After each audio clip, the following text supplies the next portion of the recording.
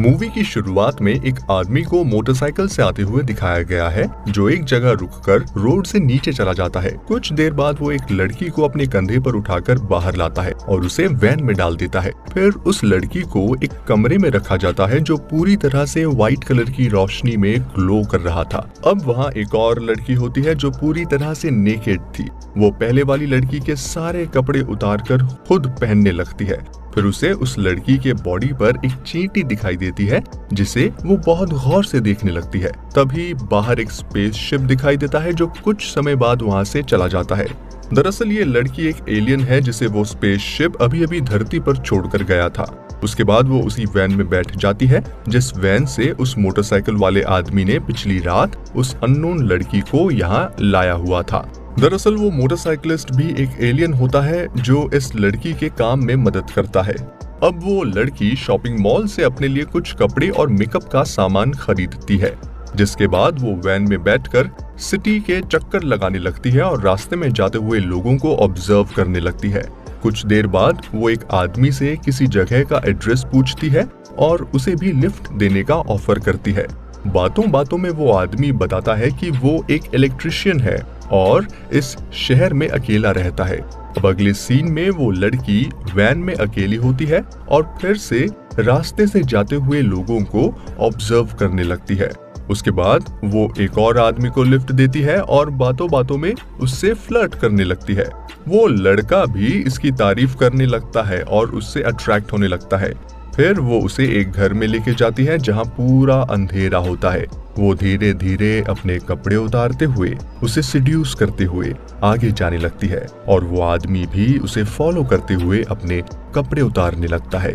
अब जैसे ही वो आदमी पूरे कपड़े उतार देता है, धीरे धीरे वो जमीन के नीचे जाने लगता है जो पूरी तरह से ब्लैक कलर के थिक लिक्विड से बनी हुई थी। लेकिन एलियन लड़की पर इस लिक्विड का कोई असर नहीं होता और वो नॉर्मली उस पर चल रही होती है। दरअसल लड़की ने उस लड़के को हिप्नोटाइज किया होता है जिससे उसे कुछ पता नहीं चलता कि उसके साथ क्या हो रहा है। फिर जब वो पूरी तरह जमीन के नीचे चला जाता है, वो लड़की अपने कपड़े उठा लेती है और वहाँ से चली जाती है। दूसरे दिन वो लड़की समुंदर के किनारे खड़े होकर स्विमिंग करते हुए एक आदमी को देख रही थी। स्विमर के बाहर आने पर लड़की उससे बात करने लगती है और वो उसके बारे में जानने लगती है। वो बताता है कि वो इस शहर में नया है और कुछ दिनों से यहाँ टेंट में ही रह रहा है। तभी वो देखता है कि एक लेडी अपने डूबते हुए कुत्ते को बचाने के लिए उसके पास जा रही है। वो लेडी इतना अंदर चली जाती है कि समुंदर की लहरों की वजह से उसे स्विमिंग करने में तकलीफ होती है और वो डूबने लगती है। उसे देखकर उसका हस्बैंड उसे बचाने के लिए पानी में कूद जाता है और उसकी ओर बढ़ने लगता है। तभी ये स्विमर भागते हुए उस आदमी के पीछे जाता है और उसे पानी से बाहर लाने की कोशिश करता है, क्योंकि उसकी वाइफ समुंदर के इतना अंदर चली गई थी कि उसे बचाने के चक्कर में ये आदमी भी डूब जाता। लेकिन वो बाहर आने से मना करता है और फिर से अपनी वाइफ को बचाने के लिए पानी के अंदर जाने लगता है। और कुछ देर बाद वो और उसकी वाइफ दोनों उन खतरनाक समुंदर के लहरों में फंसकर डूब जाते हैं। अब वो स्विमर किनारे पर लेटा होता है क्योंकि उस आदमी को इतनी देर तक खींचकर लाने की वजह से थक चुका था। इसीलिए वो लड़की उसके पास जाती है और मौके का फायदा उठाकर उसके सिर पर पत्थर से वार कर उसे बेहोश कर देती है। उसके बाद वो उसे खींचते हुए वहाँ से लेके जाने लगती है और तभी वहाँ पर एक छोटा बच्चा रोते हुए दिखाई देता है जिसके मम्मी पापा अभी अभी समुंदर में डूब चुके थे। पर वो लड़की उस बच्चे को कम्प्लीटली इग्नोर कर देती है क्योंकि वो एक एलियन होने के कारण उसमें कोई फीलिंग्स नहीं थी जिससे वो उस बच्चे का दर्द समझ सके। फिर रात को वही मोटरसाइकिलिस्ट उस स्विमर के टेंट और उसके सारे बिलोंगिंग्स को वहां से उठा लेता है ताकि उन सब चीजों को डिस्ट्रॉय कर सके। तभी हम देखते हैं कि वो बच्चा अभी भी वहां अकेला बैठा रो रहा है जिसे ये एलियन भी इग्नोर कर देता है। दरअसल वो एलियन लड़की ऐसे मेल्स को ढूंढती है जो इस शहर में अकेले रहते हैं और जिनके गायब होने से किसी को पता ना चले। अब आगे वो एक और लड़के का पीछा करते हुए क्लब में चली जाती है जिसके बाद वो लड़का उससे अट्रैक्ट होकर बात करने लगता है। फिर वो उसे उसी ब्लैक रूम वाले घर में लेके आती है जहां उसने अपने पिछले कुछ विक्टिम्स को लाया हुआ था। ये आदमी भी उस लड़की से अट्रैक्ट होकर उसके पीछे जाने लगता है और हिप्नोटाइज होकर उस लिक्विड के अंदर डूब जाता है। फिर लिक्विड के अंदर से वो उस लड़की को वहां से जाते हुए देखने लगता है। तभी उसकी नजर सामने एक आदमी पर पड़ती है जो उसकी तरह ही इस लिक्विड में फंसा हुआ था। दरअसल ये उस लड़की के पीछे कुछ विक्टिम्स में से था जिसकी बॉडी अब पूरी तरह से फूल चुकी थी और उसकी स्किन भी उसके बॉडी से लूज हो गई थी। ऐसा लग रहा था जैसे उसकी बॉडी को हार्वेस्टिंग के लिए या प्रिजर्वेशन के लिए फ्रीज करके रखा हुआ था। वो आदमी चिल्लाने की कोशिश कर रहा था लेकिन उसके मुंह से कोई आवाज ही नहीं निकल रही थी। अब जैसे ही कुछ सेकंड्स के लिए क्लब वाला आदमी उसे टच करता है, वो उससे दूर जाने लगता है और अचानक एक बैलून की तरह फट जाता है और वहां सिर्फ उसकी स्किन और बाल फ्लोट होते हुए दिखाई देते हैं। जिसके बाद उस आदमी के बॉडी पार्ट्स क्रश होकर एक मशीन के थ्रू अंदर जाने लगते हैं।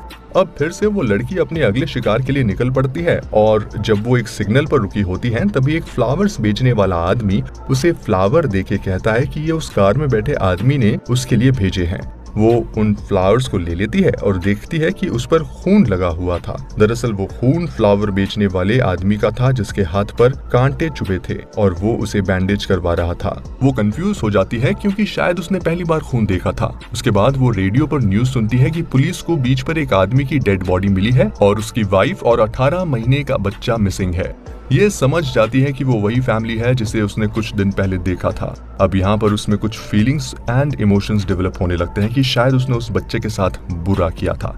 इसीलिए हम देखते हैं कि वो अब पहली बार औरतों और बच्चों को ज्यादा ऑब्जर्व कर रही थी ताकि वो उनके बिहेवियर और इमोशंस को जान सके कि वो लोग कैसे अपने आसपास की चीजों पर रिएक्ट करते हैं और कैसे एक दूसरे को सपोर्ट करते हैं। रात होने पर उसे एक और आदमी मिलता है जो उसकी ओर अट्रैक्ट होता है, उसकी तारीफ करता है और साथ ही उसकी आंखों की भी तारीफ करता है। लेकिन इस बार ये लड़की उस आदमी में उतना इंटरेस्ट नहीं दिखाती जितना वो अपने पिछले कुछ विक्टिम्स के साथ किया करती थी। वो उसके साथ वैसे फ्लर्ट नहीं करती जैसे पिछले कुछ विक्टिम्स के साथ किया करती थी और उसके साथ बहुत कम बात करती है। फिर वो उस आदमी को उसी ब्लैक रूम वाले घर में लेके जाती है और उसके साथ वही करती है जो उसने बाकी सारे लोगों के साथ किया था।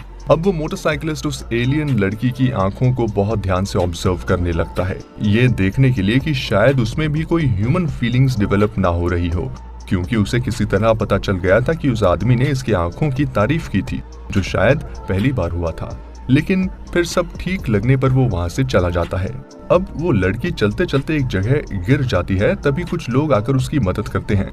उस वक्त वो उन लोगों की काइंडनेस और उनका हेल्पिंग बिहेवियर देखकर काफी सरप्राइज होती है। वो एक तरह से ह्यूमंस के प्रति इमोशनली कनेक्ट होने लगती है। उसके बाद वो पूरा दिन अपने आसपास के लोगों को नोटिस करती है, उन्हें ध्यान से ऑब्जर्व करने लगती है, ये देखने के लिए कि मेन, विमेन, बच्चे, बूढ़े सभी एक दूसरे के साथ कैसे बिहेव करते हैं, बच्चों के साथ कैसे बिहेव करते हैं, कैसे हंसते हैं, कैसे स्माइल करते हैं।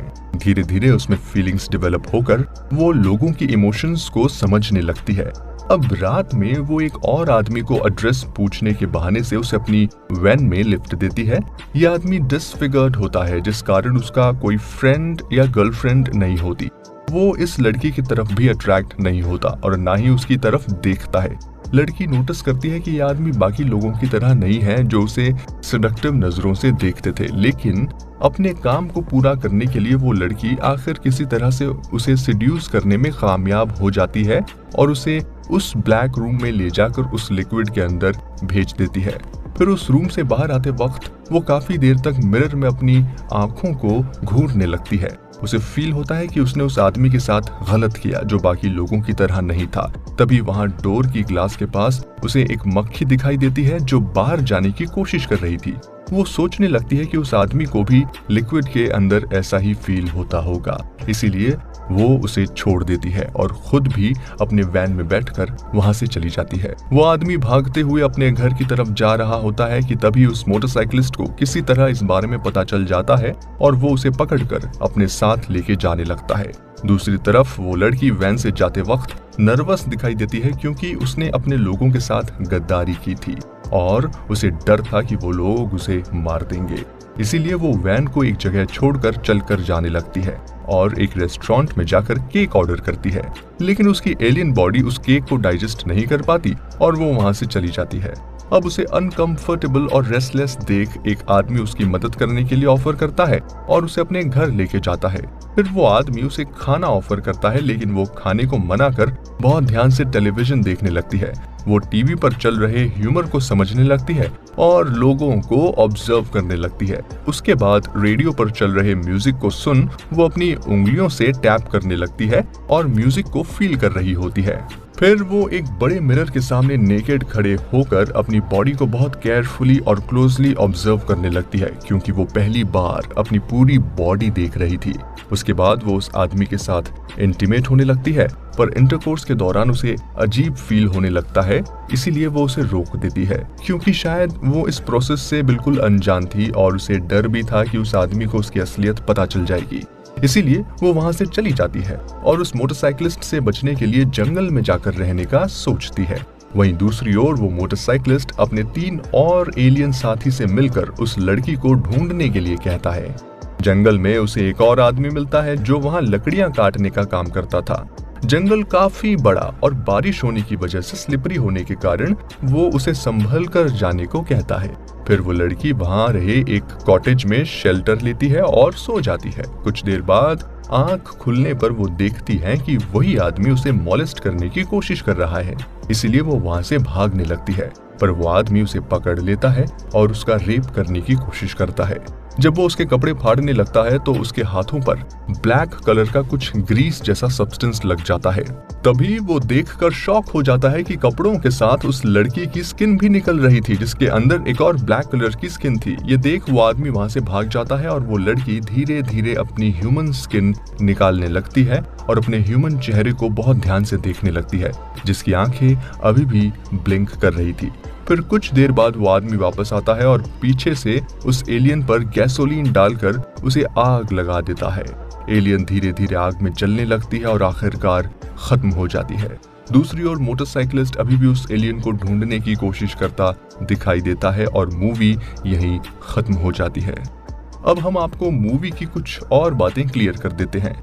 मूवी के शुरुआत में एक तरह की ब्राइट लाइट दिखाई गई थी जो दरअसल एक एलियन की बॉडी फॉर्म हो रही थी, लेकिन यहाँ उसकी पूरी बॉडी को ना बताकर सिर्फ उसकी आंख फॉर्म होते दिखाई गई है।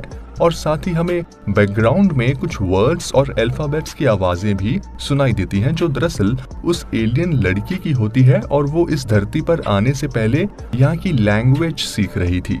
मूवी के स्टार्ट में जिस लड़की को वो मोटरसाइकिलिस्ट उठाकर लाता है वो भी दरअसल एक एलियन ही होती है, जो अब उनके किसी काम की नहीं थी, क्योंकि उसकी आंख से निकलते आंसू से पता चलता है कि उसके अंदर ह्यूमन फीलिंग्स डेवलप हो गई थी और वो उसके टास्क को पूरा नहीं कर पा रही थी।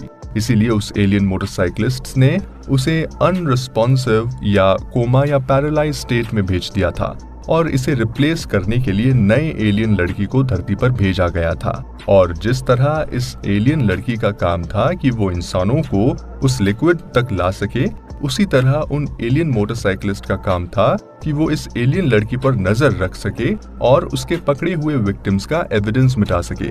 एलियंस सिर्फ मेल्स को ही टारगेट किया करते थे, क्योंकि शायद उन्हें किसी तरह से पता था कि मेल्स को फीमेल्स द्वारा इजीली सेड्यूस कर उस लिक्विड तक लाया जा सकता था, और जब वो लोग उस लिक्विड में चले जाते उनके बॉडी को कुछ समय के लिए हार्वेस्ट किया जाता और फिर उनके अंदर के मीट को प्रोसेस करके उसे कंज्यूम किया जाता। और दरअसल ह्यूमन मीट ही उनका धरती पर आने का मकसद था। हार्वेस्टिंग के बाद वो ह्यूमन स्किन को सेपरेट कर देते थे, क्योंकि शायद वो उस स्किन को प्रिजर्व करते थे फ्यूचर में आने वाले एलियंस के लिए।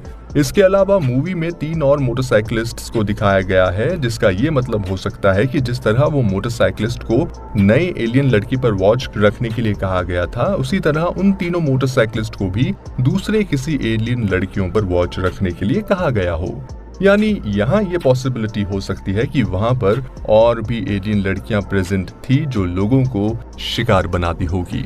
दोस्तों, इस साइंस फिक्शन फिल्म का नाम है अंडर द स्किन, जो 2013 में रिलीज हुई थी। आई होप आपको ये मूवी समरी सुनकर मजा आया होगा। ऐसी ही और भी मूवी समरी सुनने के लिए हमारे चैनल को जरूर सब्सक्राइब करें और हाँ, बेल आइकन को जरूर दबाइएगा ताकि आपसे कोई भी वीडियो मिस ना हो जाए। आपसे जल्द मिलूंगा एक और मूवी समरी के साथ, तब तक मुझे दीजिए इजाजत। Bye bye, take care.